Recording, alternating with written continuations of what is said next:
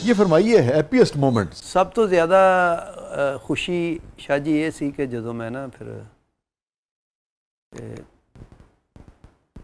मेरी दूसरी शादी जदों हुई है। अच्छा। क्योंकि मैं उदों फील्ड च काम कर रहा सी बड़ा, तो लेकिन मेरे बच्चे भी सीगे, उन्होंने मेरा माँ बाप सामभदा सी। फिर मैं सोचा कि या अल्लाह को ऐसा सवाब बना दे कि मैं शादी कर लवां, क्योंकि जिहदे बच्चे होण ना उहदे कोई शादी नहीं करता, जिहदे 3-4 बच्चे होण वो किसी किनू जरूरत है एवें अपने गल फाह पाउण दी। ते वो मेरी मिसेज जिहड़ी अज मेरे नाल आ, मैनू वो जिहड़ी खुशी हुई ना बहुत ज़्यादा। और पहली अहलिया का इंतकाल हो गया था ना? इंतकाल हो गया सी, मेरे बच्चे से। हालांकि उसके माँ बाप ने भी कहा सी कि तू शादी ना कर, उसके बच्चे ने कल नूं परेशान होएगी, तंग होएगी। लेकिन वो माशाअल्लाह अज वो अपने पूरी बरादरी च वो हैप्पी हैगी है, क्योंकि उन्हें कदम चुक लिया। उन्हें कहा मैं जो भी होया मैं मेरी जिंदगी है, मैं जो भी करांगी अच्छा होवे बुरा होवे मेरे ना, मैं एक सोच लिया कि करना है। और ये जो आपकी शादी थी दूसरी, ये आपकी मोहब्बत की थी या जैसे होता है कि भाई नहीं, मेरी खाला दी बेटी सीगी। अच्छा। लेकिन है लव मैरिज से। अच्छा, आपको पसंद करती थी वो? जी जी। अच्छा। और बच्चे उस वक्त कितने छोटे थे? बच्चे नहीं सारे आके शादियां कीतियां सारियां दियां। अच्छा अच्छा अच्छा। हाँ जी, छोटे छोटे सी उदों। हुण इस शादी नूं मेरा 18-19 साल हो गए मेरे। शादी बहुत सादगी नाल ही कीती सीगी। वो मेरा शागिर्द सी कैसर रुपया, वो भी बरात नाल गया सी। ते वो कोई हुंदा ना कि जिहड़े बड़ी ठीक ठाक शादी हुई है, गए हैं ते उत्थे काफ़ी जेवर भी पाया है, कुछ काफ़ी वरियां भी लैके गए। कोई ऐसा नहीं, ऐसा कुछ नहीं था। ऐसा कुछ नहीं सी। कैसर पिया साहब साथ थे? कैसर साहब नाल सी मेरे। FX गड्डी हुंदी सी मेरे कोल उदों, ते वो ते किते मोटरवे ते वैसे ही नहीं सी चढ़न दिंदा, ते वो बाकी रस्ते च खराब हो गई सी। ते वो फिर वो पेट्रोल पंप ते खिलारदी असी लाड़ा उत्थे जलील हो रहा है। वाकई जिस दिन बारात लेके जा रहे थे? हाँ जी हाँ जी। नहीं, फिर उत्थे एक मेरा दोस्त सीगा, वो ਉਹਨੇ ਗੱਡੀ ਭੇਜ ਦਿੱਤੀ। ਫਿਰ ਅਸੀਂ ਉਹਦੇ ਤੇ ਗਏ। ਉਹ ਮੈਂ ਦੂਸਰੇ ਦਿਨ ਜਾ ਕੇ ਲਿਆਂਦੀ ਉੱਥੋਂ। ਤੇ ਉਹ ਕੈਸਰ ਰੁਪਈਆ ਮੈਨੂੰ ਕਹਿੰਦਾ ਉਸਤਾਦ ਜੀ ਸ਼ਨਾਖਤੀ ਕਾਰਡ ਇਹਨਾਂ ਨੇ ਮੰਗਣਾ ਨਿਕਾਹਨਾਮੇ 'ਚ, ਤੇ ਉਹ ਨਾ ਦੇਣਾ। ਕਹਿੰਦਾ ਕੁੜੀ ਦੀ ਉਮਰ ਘੱਟ ਹੈ, ਤੁਹਾਡੀ ਜ਼ਿਆਦਾ, ਉਹ ਨਾ ਹੋਵੇ ਇੱਥੇ ਹੀ ਨਾ ਹੋ ਜਾਵੇ। ਕਿਤੇ ਤੇ ਜ਼ਿਆਦਾ ਜ਼ਿੰਮੇਵਾਰੀ ਦਾ ਬੋਝ ਆਉਂਦਾ ਹੈ ਇਸ ਕਿਸਮ ਦੇ ਘਰ ਨੂੰ ਚਲਾਉਣ ਲਈ, ਮਰਦ ਦੇ ਉੱਤੇ, ਬੱਚੇ ਦੇ ਬੱਚੇ ਨੇ ਜਾਂ ਔਰਤ ਦੇ ਉੱਤੇ? ਨਹੀਂ, ਜ਼ਿਆਦਾ ਮਰਦ ਤੇ ਹੀ ਆਉਂਦਾ ਹੈ। ਜ਼ਾਹਿਰ ਹੈ ਔਰਤ ਤੇ घर च कोई प्रॉब्लम होंदी है, कोई मसाइल होंदा, उन्हें अपने शौहर नूं ही दसना है कि मेरे नाल इत्थे सलूक हो रहा या हो रहा है।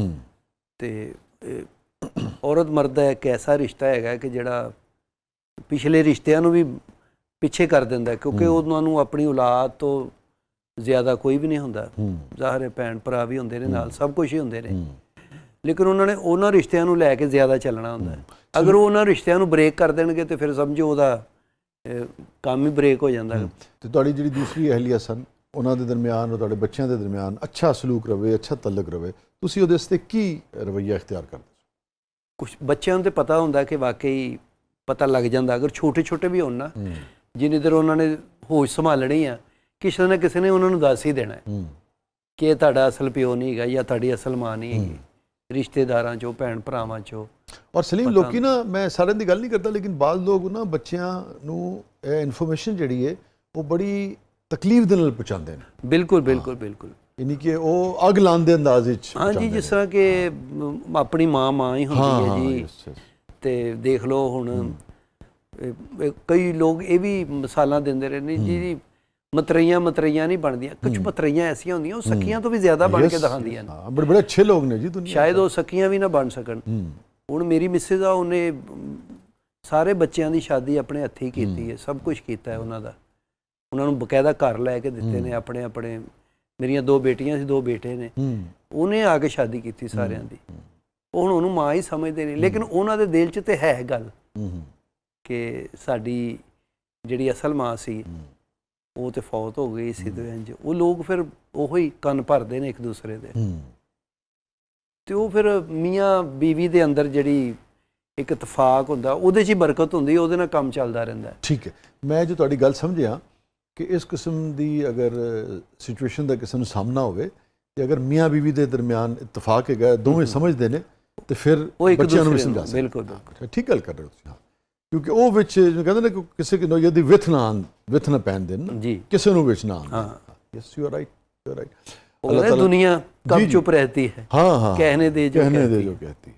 اور میرے خیال اسے کر کے تسی مینوں اندازہ آیا کہ قدر بھی بہت کر دیو اپنی وائف دی. ہاں کیوں نہیں بھاگ کے. اس معاملے میں خیال انہوں نے بہت، بلکہ اس کے آنے کے بعد مجھے اللہ تعالیٰ نے رزق بہت دیا ہے. وہ فیلڈ دی ہے، فیلڈ جدوں میں کام کر رہے سی اسی کچھ دوست کٹھے بھی کام کر رہے ساں. کچھ لوگ پھر لاہور آ گئے، میں نہیں آیا، میں لیٹ آیا تھوڑا. وہ اتنے آ کے ہٹ بھی ہو گئے سارے. وہ جدوں میں آیا نا تو پھر وہ ایک ہوا جی انہوں نے بناتی جی، نہیں یار انہیں نہیں چلنا، یہ آواز ہی نہیں اگے تک جاندی، یہ آواز جڑی نا پیچھے تک نہیں جاندی. تو مینوں نا گل بہت اچھی کردا ہے. وہ میریاں گلاں کافی آرٹسٹ کرتے سن سٹیج تے، جس طرح تہاڈی شعر کسے بھی مشاعرے چ کوئی بھی پڑھ دیندا تہاں تے بعد پتہ لگدا نا اچھا یہ تو کلام میرا تھا. تو میریاں کافی گلاں کرتے سن وہ جڑے سپر سٹار سن. تے لیکن وہ کہتے یار یہ آواز پیچھے تک نہیں جاندی انج نے انج. تے وہ پھر اللہ تعالیٰ نے ایک کرم کیتا کہ ہن پوری دنیا تے آواز جا رہی. تے وہ چیز مینوں جڑی نا میں کہ یار میرے اپنے کلیگ ہی نے، میرے دوست نے، انہوں نے پتہ بھی ہے کہ کٹھے بہت کام کیتا ہے. لیکن ایک پلیٹ فارم آندا ہے کہ جتھے نہیں کوئی چاہتا کسی نو کہ ساڈے تو اگے جاوے یا ان جاوے. تے وہ مینوں اج تک وہ گل جڑی نا بڑی تکلیف دہ ہے. جیسے آپ کو کاٹنے کی کوشش کی گئی. لیکن میں کدی جتائی نہیں کسی نو. میں کہ وہ اللہ تعالیٰ تے ہے نا، اللہ تعالیٰ تے ادو خوش ہوندا ہے جدو کسی نے کوئی کھچ رہا ہوندا تے وہ اللہ تعالیٰ دی گڈی چڑھا رہا ہوندا. تے کوئی ایسا ٹائم بھی ہوندا سارے انہوں پش کر رہے ہوندے تے اللہ کہندا میں ہی نہیں چاہتا، تسی کدھر لے جانا اینو. اللہ یہاں کسی کو کوئی راستہ نہیں دیتا، یہاں کسی کو کوئی راستہ نہیں. اگر اس طرح ہون لگے نا تو پھر یہی ہوئے گا کہ یہاں کسی کو کوئی راستہ نہیں دیتا، مجھے گرا کے اگر تم سنبھل سکو تو چلو. اور اگر تسی رستہ دین لگو گے تو پھر اپنی محنت ہے اور اپنی ریاضت ہے پھر آسانی رہتی. یعنی کہ در بنو دیوار نہ بنو. بہت اچھا، بالکل صحیح کہہ رہے ہیں. سلیم البیلا صاحب جو پوری دنیا میں لوگوں کو ہنساتے ہیں، جو علامت ہیں مسکراہٹ کی، خوشی کی، کہکہے کی، اس کی زندگی کا سب سے غمگین لمحہ؟ غمگین لمحہ یہ ہے کہ میرے والد صاحب جو تھے نا وہ جلدی دنیا سے چلے گئے. اب جو میرے اپنے گھر ہیں، میرے پاس اپنی گاڑیاں ہیں، وہ انہوں نے نہیں دیکھی. اور جو میرے ماں باپ نے مجھے نہیں نہ دیا، میں نے اپنی اولاد کو ان سے بڑھ کے دیا ہے. لیکن اس کا کوئی بینیفٹ نہیں ہو رہا مجھے. میرے جو 2 بیٹے ہیں نا، ان کی میں نے شادی بھی کر دی ہے، تو ان کی طرف سے مجھے کوئی اچھا فیڈ بیک نہیں ہوتا. دوسرے بچے پڑھ رہے ہیں ابھی ماشاءاللہ جو اس مسز سے ہیں نا، وہ جب سے ان کی شادی ہوگی سب کچھ ہے نا، ان کا سارا جو لک آفٹر ہے میں ہی کر رہا ہوں. ان کی غمی خوشی ویسے ہوتا ہے نا کہ اپنے پاؤں پہ نہیں کھڑے ہوئے. تو ہم نے تو اپنے والد کے ساتھ بہت کام کیا، محنت کی، تو انہوں نے آج تک کوئی کام نہیں کیا، وہ بیٹھے ہیں بس. وہ مجھے بہت جھٹکا لگتا ہے کہ میرے سامنے میری اولاد کوئی بزنس، کوئی کاروبار یا کوئی ایسا جس سے ان کا روزگار چلتا رہے. میں تو ایک آرٹسٹ ہوں نا، میں کل کو یہ تو ایک سورج ہے فنکار، اس نے چڑھنا ہے پھر اترنا بھی ہے، ختم ہو جانا سارا سسٹم. تو وہ کل کو کیا کریں گے، وہ میں ان کی ذرا فکر ہے مجھے. میرے جو والد تھے وہ میرے لیے بہت دعائیں کرتے تھے اور مجھے وہ کہتے تھے کہ چلو اگر تم نے یہی کام کرنا تو کر لو. وہ میرا ساتھ دیتے تھے. مطلب میرے بچوں کو انہوں نے پالا. جو میری بیوی جب فوت ہو گئی تھی اس وقت میں کچھ بھی نہیں کماتا تھا، لیکن مجھے شوق تھا یہ ڈرامے کرنے یا آرٹ کی طرف جانا ہے. تو وہ یہ نہیں دیکھ کے گئے. وہ کہتے ہوتے تھے یار کنی کی دیر کرائے تھے رہاں گے. وہ مجھے تھوڑا سا ہے. آج بھی میں نے جو گھر بنایا نا اس کے میں نے اپنے والد کا ہی نام لکھایا ہے. بہت اچھی بات. واہ واہ. مگر وہ اس میں رہ نہیں سکے. وہ رہتے ہیں، وہ آس پاس ہی ہوتے ہیں کہیں. مگر اس کے بننے سے پہلے ان کا انتقال ہو گیا تھا. ہاں. کیا آخری مکالمہ ہوا تھا سلیم آپ کا اپنے والد سے؟ آخری بات جو آخری بار میرا ہوا نہیں. میں اس وقت نا کوئی پروگرام تھا کراچی، میں وہاں گیا تھا عید کے دوسرے دن، وہاں چینل پہ ہی تھا، جیسے ٹاک شو تھا اس میں، تو پیچھے میرے والد صاحب وہ گھر سے نکلے تھے، وہ نا ٹرین کے نیچے آ گئے تھے،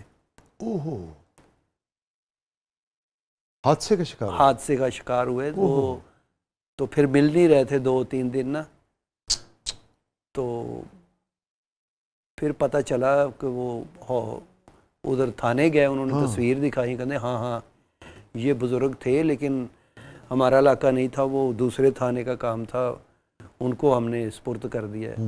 پھر ادھر گئے، پھر وہ ہاسپٹل میں جو سرد خانے ہوتے وہاں رکھے ہوتے، وہ وہاں سے جا کے جو باکس ہوتے اس میں پڑے ہوتے، تو مجھے 2 دن تو مجھے انہوں نے بتایا نہیں، کہ پتہ نہیں، ویسے ہی بتایا کہ راتی گھر نہیں آئے ہو، پتہ نہیں کتنے چلے گئے، یا سارے رشتہ دار دیکھدا بندہ اپنے طور پہ ڈھونڈ رہے ہیں۔ تو پھر جب میں دوسرے دن مجھے کراچی میں ہی پتہ چلا، شکیل صدیقی صاحب اکٹھے ہی کام کر رہے تھے، تو انہوں نے پھر بتایا یار تمہارے والد کی ڈیتھ ہو گئی، وہ مجھے اچانک پھر وہ جو جھٹکا لگا نا۔